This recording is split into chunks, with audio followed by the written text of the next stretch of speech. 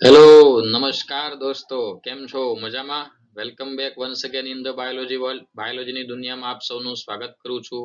Hope you all are well. મિત્રો, આપ crabs ચક્ર સારી રીતે તૈયાર કર્યું હશે. આજે આપણે આગળ વધીએ.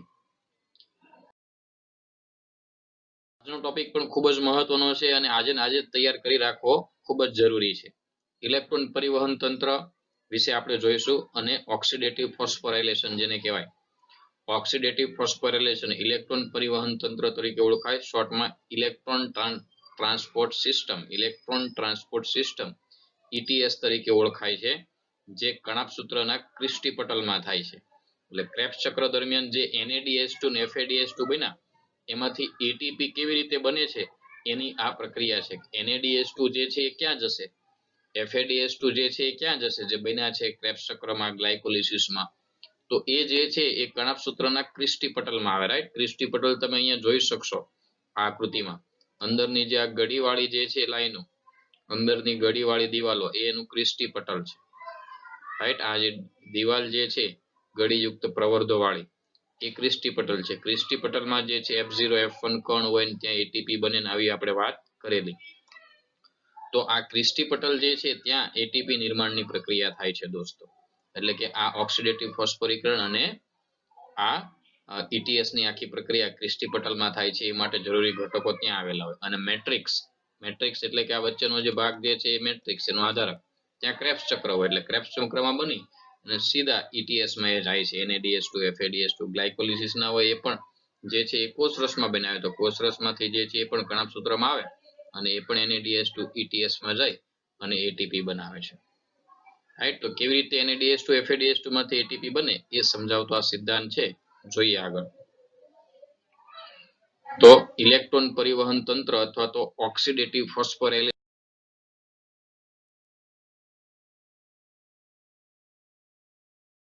તરીકે પણ ઓળખાય. રાઈટ, એટલે આ ક્વેશ્ચન જે છે આ રીતે યાદ રાખવાનો. ઇલેક્ટ્રોન પરિવહન તંત્ર વિશે સમજાવો અને ઓક્સિડેટિવ ફોસ્ફોરાયલેશન અથવા કણાભસૂત્રના ક્રિસ્ટી પટલમાં થતી પ્રક્રિયા વર્ણવો. કારણ કે આ પ્રક્રિયા જે છે કણાભસૂત્રનું અંદરનું પટલ એટલે અંતઃપટલ કહેવાય, જેને આપણે નામ આપેલું છે ક્રિસ્ટી પટલ. તો એમાં થતી આ પ્રક્રિયા છે. તો શ્વસન પ્રક્રિયા જે છે એમાં જોઈએ તો NADH2 એટલે NADH+H+, NADH2 અને FADH2 માં જે ઉર્જા છે એ ઉર્જા મુક્ત થાય અને ઉપયોગમાં લેવાય ATP સ્વરૂપે. તો આ ક્યારે પોસિબલ બને, તો કે આ ત્યારે જ બને કે તેઓનું ઓક્સિડેશન ETS તંત્ર દ્વારા થાય. ETS તંત્ર આપણે જોઈએ કે આ NADH2 અને FADH2 નું ઓક્સિડેશન થાય અને પાણીના નિર્માણ માટે ઇલેક્ટ્રોન O2 ને પ્રાપ્ત થાય. એટલે કહેવાનો મતલબ એમ છે કે આ NADH2 અને FADH2 માં જે ઇલેક્ટ્રોન છે એ ઇલેક્ટ્રોન પાણીના નિર્માણ માટે જે છે જાય છે O2 સુધી. સમજાણું? NADH2 ને જ્યારે આપણે છૂટા પાડીએ NADH2, તો NADH2 ને છૂટા પાડો એટલે શું છૂટું પડે? NAD+, H2 એટલે વધારાના 2H+, કારણ કે હાઇડ્રોજન ગુમાવે એટલે ઓક્સિડેશન થાય, પ્લસ 2 ઇલેક્ટ્રોન. આના 2 ઇલેક્ટ્રોન જે છે એ ઓક્સિજન સુધી પહોંચાડવાના, ત્યાં પાણીનું નિર્માણ કરવાનું છે. એ ઇલેક્ટ્રોન માટે આવેલું છે ETS તંત્ર. અને તો જ ATP નિર્માણ થાય કે NADH2 નું ઓક્સિડેશન થાય, FADH2 નું ઓક્સિડેશન થાય, બંનેમાંથી 2H+ અને 2 ઇલેક્ટ્રોન છૂટા પડે. રાઈટ, FADH2 માંથી પણ 2H+ અને 2 ઇલેક્ટ્રોન છૂટા પડે. એ ઇલેક્ટ્રોન જે છે એ ઇલેક્ટ્રોન ટ્રાન્સપોર્ટ સિસ્ટમમાં જઈ અને વાતાવરણના O2 સુધી પહોંચે છે અને ત્યાં પાણી બને છે. અને એ દરમિયાન જે છે ઓક્સિડેશન જ્યાં થાય છે ત્યાં ATP બને છે. ચયાપચય પરિપથ જેના દ્વારા ઇલેક્ટ્રોન એક વાહકથી અન્ય વાહક તરફ જાય છે તેને ઇલેક્ટ્રોન પરિવહન તંત્ર ETS કહે છે. અને એ ETS ક્યાં આવેલું હોય? કણાભસૂત્રના અંતઃપટલ એટલે કે ક્રિસ્ટી પટલમાં એ આવેલું હોય છે. જોઈએ આખી આ ઇલેક્ટ્રોન ટ્રાન્સપોર્ટ સિસ્ટમ. જુઓ, અહીંયા તમે જોઈ શકશો બ્લુ કલરનું જે છે આ NCERT ની જ આકૃતિ છે. નવી NCERT જે બુક આવી છે એની આધારે આ કણાભસૂત્રીય અંતઃપટલ છે એટલે કે ક્રિસ્ટી પટલ. એની આસપાસ જે છે એ આધારક એટલે મેટ્રિક્સ છે.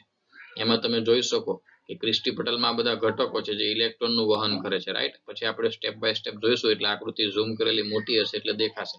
આમાં તમે એટલું જોઈ શકશો, આમાં 5 કોમ્પ્લેક્સ છે. કોમ્પ્લેક્સ 1, રાઈટ, પછી અહીંયા કોમ્પ્લેક્સ 2 આ જાંબલી કલરમાં, પછી ગ્રીન કલરમાં કોમ્પ્લેક્સ 3, પિંક કલરમાં કોમ્પ્લેક્સ 4 અને છેલ્લે F0 F1 વાળું કોમ્પ્લેક્સ 5. એટલે 5 સંકુલો સંકળાયેલા છે. સંકુલ એટલે કોમ્પ્લેક્સ. 5 કોમ્પ્લેક્સ આ ઇલેક્ટ્રોન પરિવહન તંત્રમાં આવેલા છે. આ 5 કોમ્પ્લેક્સ દ્વારા એ આખું વહન થાય છે ઇલેક્ટ્રોન, રાઈટ. અને એમાં જ્યાં જ્યાં પ્રોટોન અહીંયા અંતરપટલ અવકાશમાં આવે છે ત્યારે એટીપી બનતો હોય છે. તો આખી પ્રક્રિયા આપણે જોઈશું સ્ટેપ બાય સ્ટેપ. કે દોસ્તો, તો જોઈએ આપણે આ આખી પ્રક્રિયા ETS ના ઘટકોની. તો 5 સંકુલો શેના છે એ યાદ રાખી લઈએ પહેલા, પછી આખી પ્રક્રિયા જોઈએ. 5 સંકુલો ખાસ નોટબુકમાં ઉતારી લેજો, કારણ કે NCERT માં બધું છૂટું છવાયું આપ્યું છે. અહીંયા ભેગું કરીને અલગથી આપ્યું છે, એટલે ખાસ લખી રાખજો એમના ઘટકો સાથે પૂછાય છે. તો 5 કોમ્પ્લેક્સ છે. કોમ્પ્લેક્સ 1 સંકુલ 1 એ શું છે? NADH ડિહાઇડ્રોજિનેઝ નું સંકુલ છે. એટલે કે NADH ડિહાઇડ્રોજિનેઝ ઉત્સેચક જે છે કોમ્પ્લેક્સ 1 તરીકે વર્તે. એના ઘટકો છે FMN અને આયર્ન સલ્ફાઇડ FES એના ઘટકો છે એની અંદર આવેલા. સંકુલ 2 કોમ્પ્લેક્સ 2 એ સક્સિનિક ડિહાઇડ્રોજિનેઝ છે, રાઈટ. સક્સિનિક ડિહાઇડ્રોજિનેઝ સંકુલ 2 માં કાર્ય કરે છે. એનો ઘટક છે FAD. સંકુલ 3 ની અંદર સમાવેશ થાય કોમ્પ્લેક્સ 3 ની અંદર cytochrome C રિડક્ટેઝ, right. Cytochrome C રિડક્ટેઝ અને એના ઘટકો છે સાયટોક્રોમ B અને cytochrome C1. Cytochrome B, cytochrome C1 અથવા BC1 પણ કહી શકાય. સાયટોક્રોમ BC1 અથવા તો B અને C1. અને એનો ઉત્સેચક છે સાયટોક્રોમ C રિડક્ટેઝ. કોમ્પ્લેક્સ 4 જે છે એને સાયટોક્રોમ C ઓક્સિડેઝ પણ કહેવાય અથવા તો ઓક્સિડેઝ સંકુલ પણ કહેવાય, જેમાં 2 ઘટકો છે સાયટોક્રોમ A, સાયટોક્રોમ A3 અને એની અંદર 2 કોપર કેન્દ્રો આવેલા છે. જે બધા ઘટકો છે એમાં આયનના કેન્દ્રો છે, Fe ઘટકો છે. ઉપરના કોમ્પ્લેક્સોમાં આપણે જોઈએ તો બધાની અંદર આયન છે, Fe છે. સાયટોક્રોમના બંધારણમાં પણ આયન આવે. લઘુ પોષક તત્વ આયનને યાદ કરો 12મા ચેપ્ટરમાં. લઘુ પોષક તત્વ આયનની તમે વાંચી જોજો ચેપ્ટરને. આયન તત્વ જે છે વાંચી જોજો, એમાં આવશે સાયટોક્રોમના બંધારણ, રાઈટ. તો એ સાયટોક્રોમ બધાની અંદર આયન હોય, પણ આ સાયટોક્રોમ A અને A3 જે છે એ 2 કોપર કેન્દ્ર ધરાવે છે, ખાસ યાદ રાખજો. અને સંકુલ 5 એ એટીપી સિન્થેટેઝ અથવા એટીપેઝ અથવા તો ઓક્સિઝોમ કહેવાય. આ ઓલરેડી ઘણા સૂત્ર ચલાવ્યું ત્યારે તમને કીધેલું કે આ કોમ્પ્લેક્સ 5 જે છે એને અલગ અલગ નામ છે. એટીપી સિન્થેટેઝ અથવા એટીપેઝ, રાઈટ, અથવા ઓક્સિઝોમ કહેવાય, જેમાં F0 અને F1 જેવા ભાગો હોય છે, રાઈટ. એ સંકુલ 5 ઓક્સિઝોમ કહેવાય. જે ક્રિસ્ટી પટલમાં આવેલા F1 F0 કણ જે છે ત્યાં એટીપી નિર્માણની પ્રક્રિયા આપણે જોવાની છે. કેમિઓસ્મોટિક સિદ્ધાંત જે પેલા 13મા ચેપ્ટરમાં જોયેલો ને એવો જ. ઓકે દોસ્તો, તો આ પ્રક્રિયા સ્ટાર્ટ કરીએ એ પહેલા એનો બ્રીફ આઈડિયા આવે એટલા માટે 5 કોમ્પ્લેક્સના અહીંયા નામ લખી દીધા છે. 5 કોમ્પ્લેક્સના ઘટકો જે તમારે યાદ રાખવાના છે અને પૂછાય છે. એટલે પહેલા ઘટકો યાદ રાખી લો, આકૃતિ આખી બરાબર સમજી લો, 2 વાર ડ્રો કરી લો. NCERT ની જ આકૃતિ છે, રાઈટ. નવી NCERT પ્રમાણે છે એટલે એ પ્રમાણે આખી ડ્રો કરી પ્રેક્ટિસ કરી લો, એટલે આખી પ્રક્રિયા સમજાઈ જશે. પણ 5 કોમ્પ્લેક્સ આપણને યાદ હોવા બહુ જરૂરી છે, તો તમને ખૂબ સારી રીતે સમજાશે. ઓકે, તો આ શું કહેવા માંગે છે? આ ઓક્સિડેટિવ ફોસ્ફોરિલેશન સમજ્યા કે NADH2 ને FADH2 માંથી જે H+ ને ઇલેક્ટ્રોન છે એ ક્યાં સુધી આવવા જોઈએ? વાતાવરણના O2 સુધી, અને ત્યાં દરમિયાન H2O બને. જો વાતાવરણના O2 સુધી આવે અને અહીંયા H2O બને છે, ત્યાં સુધીની પ્રક્રિયા દરમિયાન જે ઉર્જા ઉત્પન્ન થાય એમાંથી એટીપી બનતા જાય છે. તો જોઈએ 1 by 1 પ્રોસેસ. તો સૌપ્રથમ શું થશે? કોમ્પ્લેક્સ 1 એટલે કે સંકુલ 1 પીળા કલરનું જે અહીં આપ્યું છે કોમ્પ્લેક્સ 1, રાઈટ. NADH2 ને આપણે લઈએ તો NADH2 જે છે એ NAD+ માં ફેરવાય, એટલે એમાંથી છૂટા પડશે 2 H+ અને 2 ઇલેક્ટ્રોન. 2 ઇલેક્ટ્રોન જે છે FMN અને આયર્ન સલ્ફાઇડ પાસે અંદર જશે કોમ્પ્લેક્સ 1 ની અંદર. ઇન શોર્ટ, રાઈટ, અંદર લખ્યું છે એટલે બોલું છું. 2 ઇલેક્ટ્રોન જે છે FMN એનો ઘટક કોમ્પ્લેક્સ 1 નો, આયર્ન સલ્ફાઇડ એના ઘટક પાસેથી જે છે યુબિક્વિનોન પાસે જાય, અને 2 H+ જે છે, રાઈટ, 2 H+ એ 2 NADH2 ના અણુ એટલે 4 H+ લખ્યા છે. આ H+ જે છે એ આ કણાભસૂત્ર વચ્ચેના અવકાશમાં જાય. આંતર મેમ્બ્રેન પટલ, બહારનું બાહ્ય પટલ હોય. આ ક્રિસ્ટી પટલ જે આપણે આકૃતિ જેમાં આપણે શીખી રહ્યા છીએ ક્રિસ્ટી પટલ, બહારનું બાહ્ય પટલ, તો બંને વચ્ચેની જગ્યા છે. અને આ બાજુનું જે NAD+ ને બધા ઉત્સેચકોનું નામ લખ્યા ત્યાં M મેટ્રિક્સ એટલે આધારક છે. તો આધારકમાં જે ક્રેબ્સ ચક્ર થયું હોય ત્યાંથી NADH2 FADH2 બન્યા હોય, તો આધારકમાં જ્યાં NADH2 ક્રેબ્સ ચક્ર ચાલે એમાંથી NADH2 જે છે એ ક્રિસ્ટી પટલમાં આવેલા કોમ્પ્લેક્સ 1 માં જાય. એ પોતાના 2 ઇલેક્ટ્રોન અને 2 H+ ને મોકલી દે છે, રાઈટ. અને ઇલેક્ટ્રોન જે છે ઇલેક્ટ્રોન ટ્રાન્સપોર્ટ સિસ્ટમમાં આગળ જાય. યુબિક્વિનોનમાંથી યુબિક્વિનોન રિડ્યુસ થાય, રાઈટ, અને UQS2 બનશે. એમાં 2 H+ અહીંયા આવ્યા. UQS2 એટલે યુબિક્વિનોલ કહેવાય, યુક્યુ એટલે એનું પૂરું નામ છે યુબિક્વિનોન. યુક્યુ નું પૂરું નામ શું છે દોસ્તો? યુબિક્વિનોન.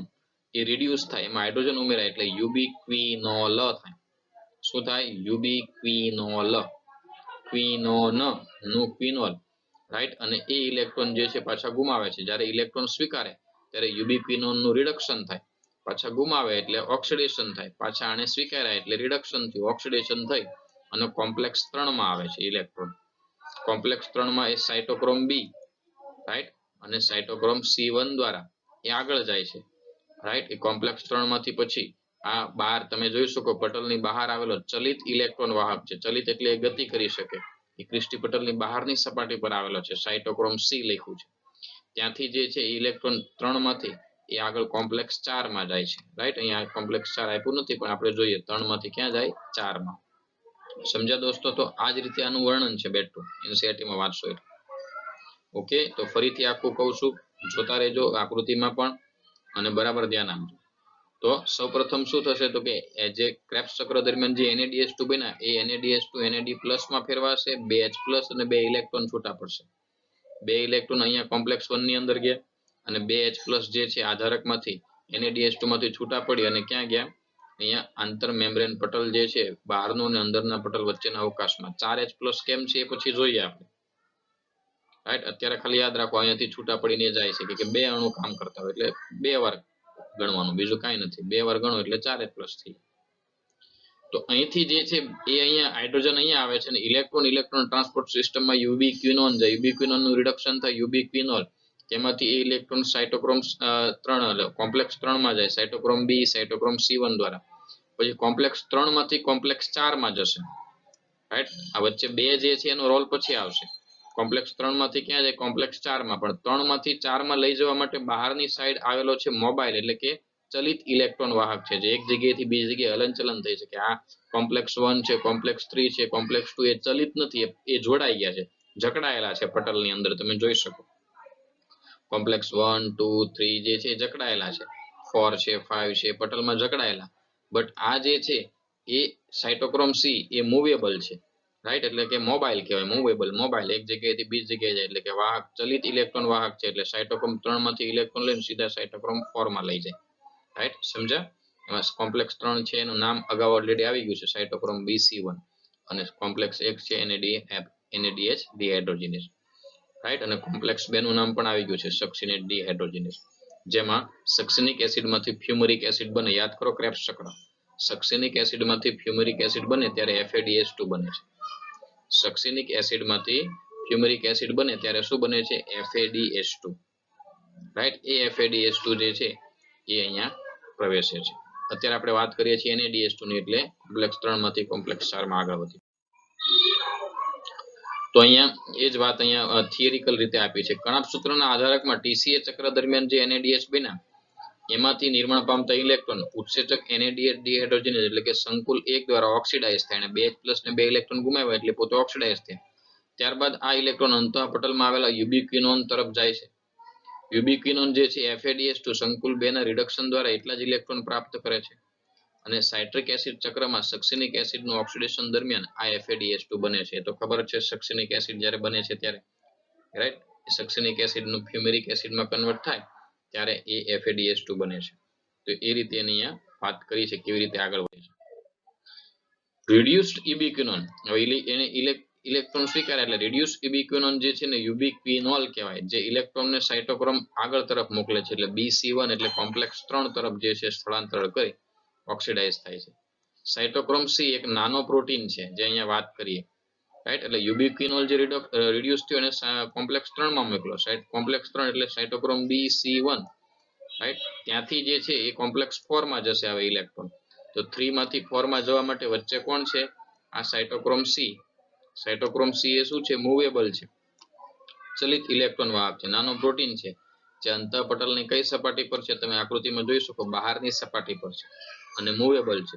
એટલે એ ઇલેક્ટ્રોન સંકુલને 3 અને સંકુલ 4, અહીંયા 5 લખ્યું છે પણ તમારે સુધારો કરવાનો છે, સંકુલ 4, 3 અને 4 વચ્ચે સ્થળાંતરિત કરી એટલે ગતિશીલ વાહક કહેવાય. ગતિશીલ વાહક એટલે ચલિત વાહક એટલે કે મૂવેબલ, મોબાઈલ કેરિયર, રાઈટ. એટલે 3 માંથી જે ઇલેક્ટ્રોન આવ્યા એ ઇલેક્ટ્રોનને સાયટોક્રોમ C ચલિત વાહક ગતિશીલ વાહક દ્વારા એ કોમ્પ્લેક્સ 4 માં જાય છે. કોમ્પ્લેક્સ 4 માં છે સાયટોક્રોમ A અને A3, એના દ્વારા 2 ઇલેક્ટ્રોન અને 2H+, રાઈટ, અહીંયા આવે છે. 2H+ જે છે એ આંતર મેમ્બ્રેન પટલમાં અવકાશમાં જાય છે અને O2 વાતાવરણમાંથી જે O2 આવે તે અહીંયા આવે, H2O અને 2 ઇલેક્ટ્રોન આ બધા ભેગા થાય 2H+ આવ્યા, રાઈટ, અહીંયા આધારકમાંથી, રાઈટ, અને O2 ને H2O બને છે. આ દરમિયાન દરેક જગ્યાએ જ્યાં જ્યાં H+ ગયા ત્યાં એટીપી બને છે. કેવી રીતે ત્યાંનો પછીનો સવાલ છે. કોમ્પ્લેક્સ 4 સંકુલ 4 સાયટોક્રોમ C ઓક્સિડેઝ સંકુલ છે, જેમાં સાયટોક્રોમ A, A3 અને 2 કોપર કેન્દ્રો હોય. તો તમે જોયું કે 2 કોપર કેન્દ્રો છે, સાયટોક્રોમ A, A3 છે, રાઈટ, અને 2 પ્રકારના કોપર કેન્દ્રો અને સાયટોક્રોમ A, A3 આવેલા છે અને સાયટોક્રોમ C ઓક્સિડેઝ કહેવાય કોમ્પ્લેક્સ 4, રાઈટ. હવે આ દરેક કોમ્પ્લેક્સ સાથે એક નંબરનું, 2 નંબરનું, 3 નંબરનું, 4 નંબરનું દરેક કોમ્પ્લેક્સ સાથે જોડાયેલું છે કોમ્પ્લેક્સ 5, રાઈટ, કે જેમાં 2H+ જે છે મેટ્રિક્સમાં પાછા ફરે છે અને એ દરમિયાન જે છે પ્રોટોન જોડાણ તૂટે એટલે એટીપી બને છે, રાઈટ. એટલે NaDH2 નો અણુ એમાંથી 2H+ અને 2 ઇલેક્ટ્રોન અહીંયા પહોંચે ત્યાં સુધીમાં 3 એટીપી બને છે. તમે જોઈ લો 3 વાર એ ફેરફાર થશે H+. NaDH2 નો અણુ અહીંથી પ્રવેશે, કોમ્પ્લેક્સ 1 નો એનો ઘટક છે NADH ડિહાઇડ્રોજનેઝ, ત્યાંથી એન્ટર પામી અને છેક અહીંયા સુધી પહોંચે છે ત્યાં સુધીમાં જો 3 જગ્યાએ H+ નો જોડાણ તૂટે છે એટલે 3 એટીપી બને, રાઈટ. અને FADH2 જે પ્રવેશે છે, FADH2 નો પ્રવેશ છે કોમ્પ્લેક્સ 2, કારણ કે FADH2 જે છે એ સક્સિનિક એસિડમાંથી ફ્યુમરિક એસિડ બને ત્યારે ત્યાં ઉત્સેચક કામ કરે સક્સિનેટ ડિહાઇડ્રોજનેઝ, રાઈટ. આ એક જ એવો ઉત્સેચક છે જે ક્રિસ્ટી પટલમાં આવેલો છે. હા, પ્રક્રિયા ક્રેબ્સ ચક્રની કરે. ક્રેબ્સ ચક્રની પ્રક્રિયા પણ મેટ્રિક્સમાં થાય, કણાભસૂત્રમાં જ થાય. ક્રેબ્સ ચક્રની પ્રક્રિયા કણાભસૂત્ર મેટ્રિક્સમાં થાય, એના બધા ઉત્સેચકો પણ મેટ્રિક્સમાં આવે, પણ એક જ એવો ઉત્સેચક છે કે જે મેટ્રિક્સમાં આવેલો નથી બટ ક્રિસ્ટી પટલમાં આવેલો છે, એ છે સક્સિનેટ ડિહાઇડ્રોજનેઝ. જે દરમિયાન સક્સિનિક એસિડ ઓક્સિડાઇઝ થઈને ફ્યુમેરેટ બને એ દરમિયાન જે FADH2 બને એ ઇલેક્ટ્રોન એનો ગ્રાહક જે છે કોમ્પ્લેક્સ 2 છે. કોમ્પ્લેક્સ 2 માંથી પછી એ જ રીતે યુબિક્વિનોન માંથી યુબિક્વિનોલ થશે કોમ્પ્લેક્સ 3 માં, કોમ્પ્લેક્સ 4 માં, તો કોમ્પ્લેક્સ 3 4 ને એ રીતે આગળ વધશે. તો ત્યાં સુધીમાં તમે જુઓ જો FADH2 પ્રવેશે તો અહીંથી જ પ્રવેશશે, ક્યાંથી, કોમ્પ્લેક્સ 2 થી, એનો ગ્રાહક થઈ ગયો, સમજાણું. NADH2 કોમ્પ્લેક્સ 1 માંથી પ્રવેશે તો એટીપી નિર્માણ સુધીમાં એમાં કેટલી વાર 2H+ આમથી આમ ગયા તો કે 3 વાર, એટલે 3 એટીપી બનશે, રાઈટ. જ્યારે કોમ્પ્લેક્સ 2 જે છે એનો ગ્રાહક એટલે કે FADH2 છે એનો ગ્રાહક કોણ છે, કોમ્પ્લેક્સ 2, રાઈટ. FADH2 છે એનો ગ્રાહક કોણ છે, કોમ્પ્લેક્સ 2, એટલે એ માટે ઇલેક્ટ્રોન કોમ્પ્લેક્સ 2 માંથી જાય. કોમ્પ્લેક્સ 2 માંથી જાય તો તમે જુઓ 2H+ કેટલી વાર પહોંચ્યા છે, 2 વાર, એટલે એક FADH2 માંથી કેટલા એટીપી બને, 2, રાઈટ. NADH2 માંથી 3 એટીપી અને FADH2 માંથી 2 એટીપી બને છે. આ ખાસ યાદ રાખવાનું છે. તો ETS માં એટીપી નિર્માણ આખું સમજાવે છે, જે વાત કરી કે ઇલેક્ટ્રોન પરિવહન શૃંખલા એટલે ETS માં એક વાહકથી બીજા વાહક તરફ ઇલેક્ટ્રોન જાય છે ત્યારે સંકુલ 1 થી સંકુલ 4 દ્વારા એ પસાર થઈ જાય, 1 થી લઈને 4 માં. તેઓ એટીપી સિન્થેટેઝ એટલે કે કોમ્પ્લેક્સ 5, આ દરેકે દરેક 4 એ 4 એ કોમ્પ્લેક્સ 5 થી યુગ્મિત હોય એટલે જોડાયેલા હોય અને એ દરમિયાન એડીપી માંથી એટીપી બનતું હોય, રાઈટ. અહીં આકૃતિમાં 4 એ 4 સાથે પાછો કોમ્પ્લેક્સ 5 જોડવો પોસિબલ નથી, એટલે કોમ્પ્લેક્સ 5 આકૃતિમાં એકદમ છેલ્લે આપ્યો છે, સમજજો બરાબર. કોમ્પ્લેક્સ 5 આકૃતિમાં એકદમ છેલ્લે આપ્યો, પણ હકીકતમાં એ દરેક કોમ્પ્લેક્સ સાથે કોમ્પ્લેક્સ 5 જોડાયેલો જ હોય, યુગ્મિત હોય, એટલે ત્યાં જ એ 2H+ પાછા મેટ્રિક્સમાંથી આમ ગયા, મેટ્રિક્સમાં પાછા આવે અને એટીપી બની જાય, સમજાણું. અને એ રીતે જે છે 3 વાર H+ આમ મેટ્રિક્સમાંથી બહાર ગયા NADH2, રાઈટ. અને પાછા 3 જગ્યાએ 3 કોમ્પ્લેક્સ સાથે પાછું 5મું જોડાયેલું જ એટલે પાછા આવે એ મેટ્રિક્સમાં, એટલે 3 એટીપી બનશે અને FADH2 માં 2 વાર જશે એટલે 2 એટીપી બનશે, રાઈટ. આ દરમિયાન સંશ્લેષિત થનારા એટીપી ના અણુની સંખ્યા દાતા પર નિર્ભર કરે છે. NADH2 ના એક અણુનું ઓક્સિડેશન થાય તો એટીપી ના કેટલા અણુ બને, 3 અણુ. ખાસ યાદ રાખવાના છે આ બંને મુદ્દા.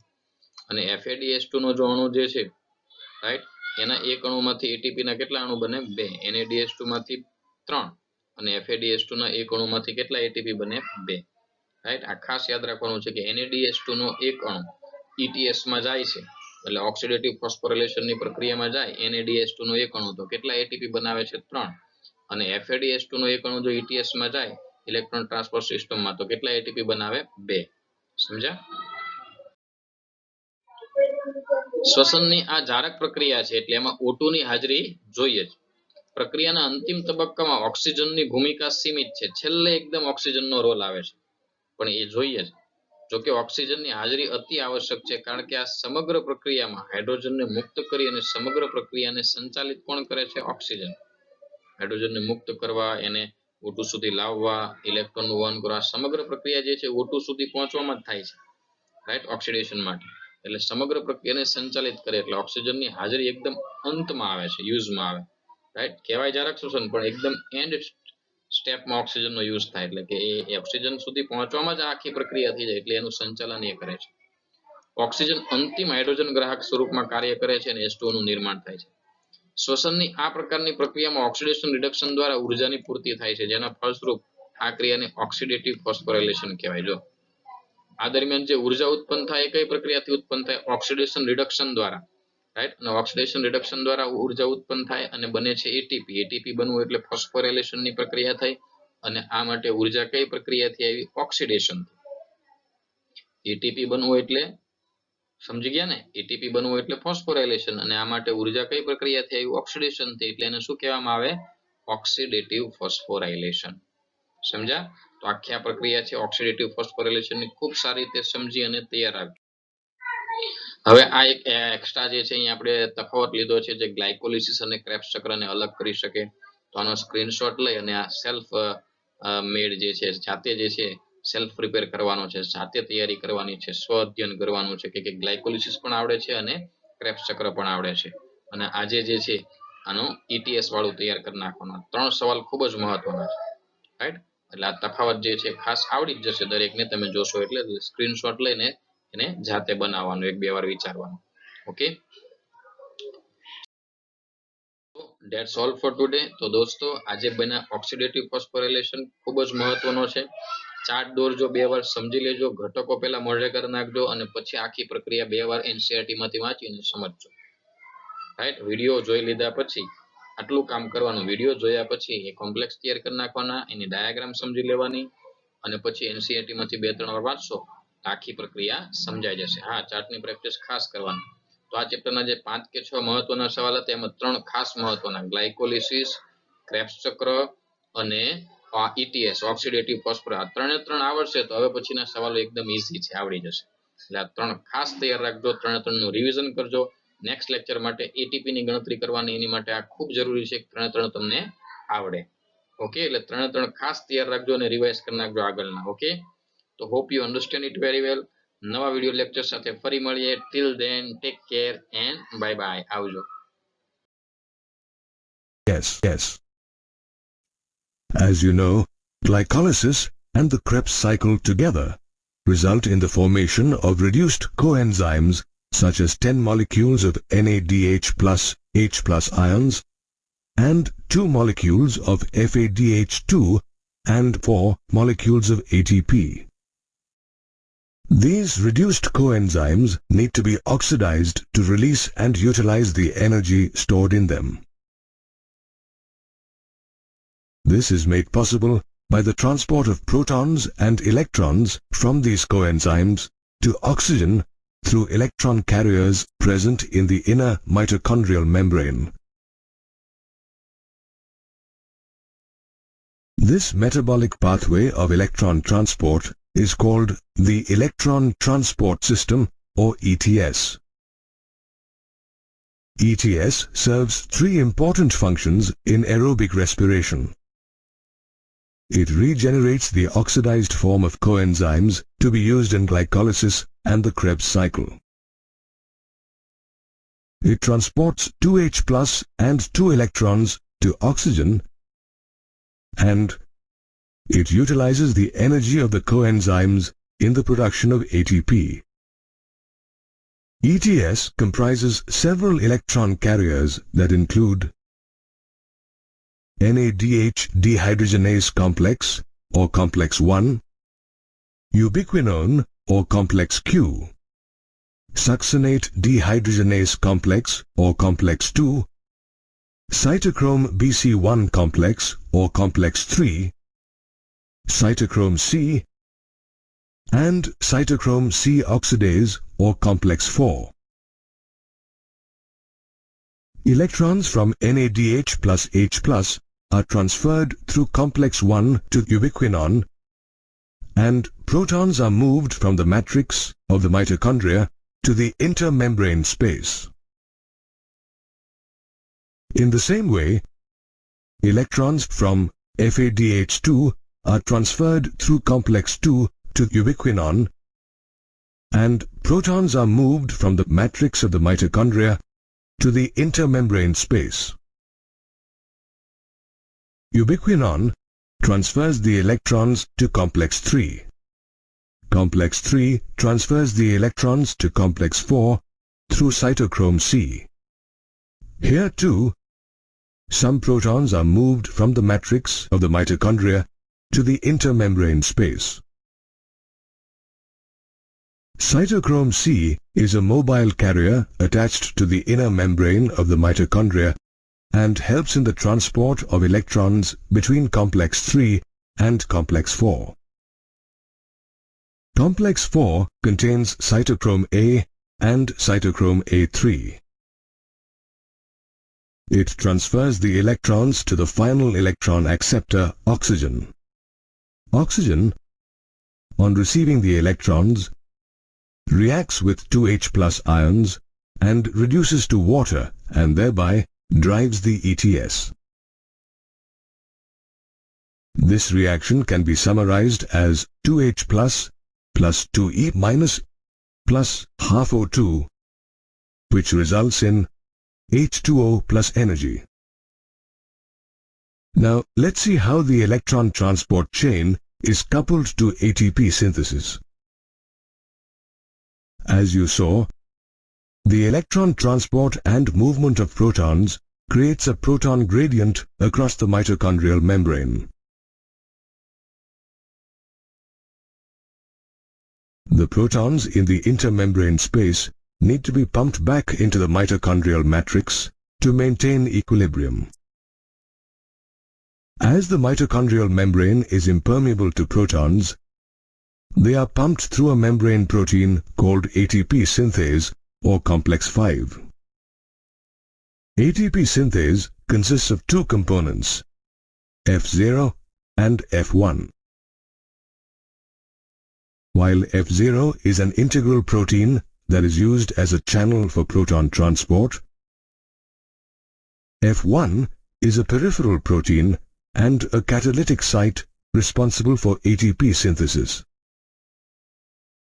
The energy derived from the proton pumping is used for the synthesis of ATP. Thus, when two protons are pumped from the intermembrane space to the mitochondrial matrix, one molecule of ATP is synthesized. The number of ATP molecules synthesized through ATP synthase depends on the nature of the electron donor. For example, oxidation of NADH plus H plus results in 3 molecules of ATP, whereas oxidation of FADH2 results in 2 molecules of ATP. Aerobic respiration uses energy conserved in coenzymes during oxidation-reduction reactions to create the proton gradient required for phosphorylation, unlike photophosphorylation, which uses light energy. This is why the aerobic respiration process is also known as oxidative phosphorylation. The net gain of ATP produced during aerobic respiration can be calculated based on the assumptions that